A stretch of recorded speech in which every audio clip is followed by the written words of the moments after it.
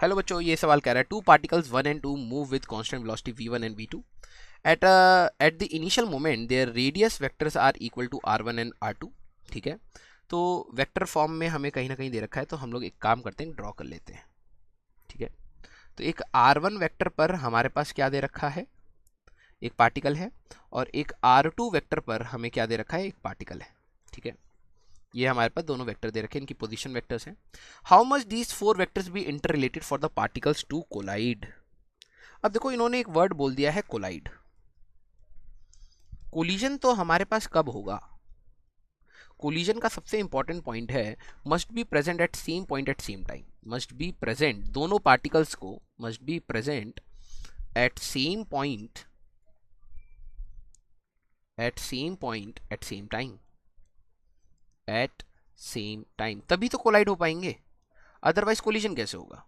ठीक है, तो मैंने क्या करा कि चलो ठीक है, मान लेते हैं कि ये दोनों पार्टिकल यहाँ पर एक v1 स्पीड से चल रहा है और एक हमारे पास ये इस डायरेक्शन में जा रहा है और एक इस डायरेक्शन में हमारे पास v2 स्पीड से जा रहा है, यही मान लिया। ठीक है, तो let the collision time is t। Let the collision time, ठीक है, इज t। मैंने ये t मान लिया।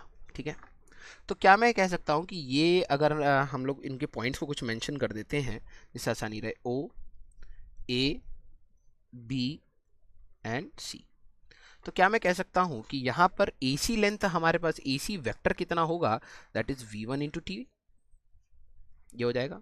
और अगर मैं B2C वेक्टर की बात करूँ तो पार्टिकल v2 स्पीड से चल रहा है t टाइम तक, तो ये हो गया। राइट, अब खुद सोचना कि ये दोनों जहाँ पर भी कोलाइड करेंगे, इसको वहाँ से पॉइंट से पास कराना पड़ेगा ना। मैं ये वाला कोऑर्डिनेट जहाँ पर इन दोनों के बीच का कोलिजन हो रहा है, मैंने उसके लिए एक वेक्टर मान लिया, सपोज r3 वेक्टर। ठीक है, the point of collision is C। Point of collision अगर मैं यहाँ पर बात करूँ is C with position vector r3। देखो, दोनों का कोऑर्डिनेट भी सेम होना चाहिए, पोजीशन वेक्टर हमारे पास r3। दोनों का जो मिलने का पॉइंट है C पॉइंट पर ही मिलने चाहिए, T टाइम पर मिलने चाहिए।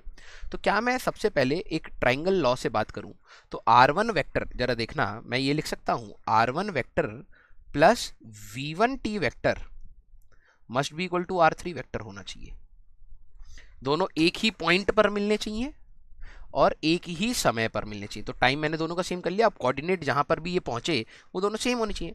तो ट्राइंगल लॉ में देखोगे तो this vector plus this vector, मतलब ओ ए वेक्टर प्लस ए सी वेक्टर ही हमारे पास ओ सी वेक्टर बनेगा।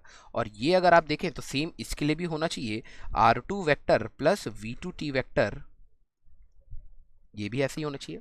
तो मैं R3, अब देखो पोजीशन मैंने सेम कर दिया, यहाँ पर टाइम के हिसाब से चल दिया, तो मैं अब यहाँ पर नेक्स्ट एक इक्वेशन लिख लेता हूँ। हमारे पास आया था r1 vector plus v1 vector into T equal to r2 vector plus v2 vector into T. ठीक है, तो क्या मैं यहाँ से टाइम निकाल लूँ तो ये हमारे पास आ जाएगा r1 vector minus r2 vector divided bye, इसको इधर ले जाएंगे तो this will be v2 vector minus v1 vector, that will be our t। तो सबसे पहली बात, मैंने ये टाइम निकाल लिया कि किस टाइम पर ऐसी कहानी हो रही होगी, है ना। और अगर मेरे को टाइम, देखो ये तो वेक्टर फॉर्म में आ रहा है, तो सर वेक्टर टाइम थोड़ा ना वेक्टर है, तो एग्जैक्टली ये कहना क्या चाह रहा है, हमें तो टाइम के लिए मैग्नीट्यूड लिखना चाहिए, है ना।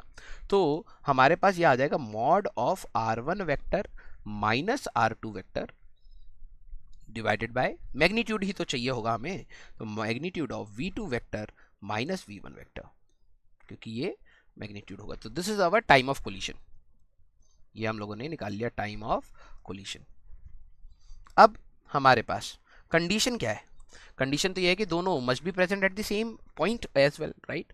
तो मैंने ये वाला इसी टाइम को उठा करके मैंने क्या करा, इस प्रीवियस इक्वेशन में पुट कर दिया। ठीक है, तो put T in previous equation, put T in previous equation.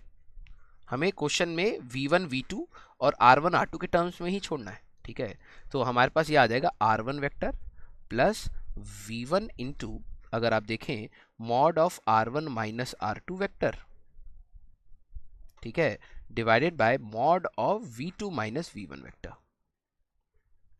Is equal to R2 vector plus V2 into time की जगह आपने फिर से वही रख दिया R1 vector minus R2 vector divided by mod of V2 vector minus V1 vector.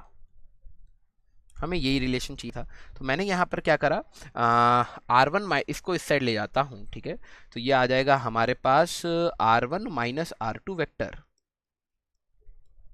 ठीक है, और इसको इधर ले जाता हूँ तो this is V2 minus V1 vector, ठीक है, इनटू हमारे पास यहाँ पर आ जाएगा mod of R1 minus R2 vector divided by mod of V2 minus V1 vector.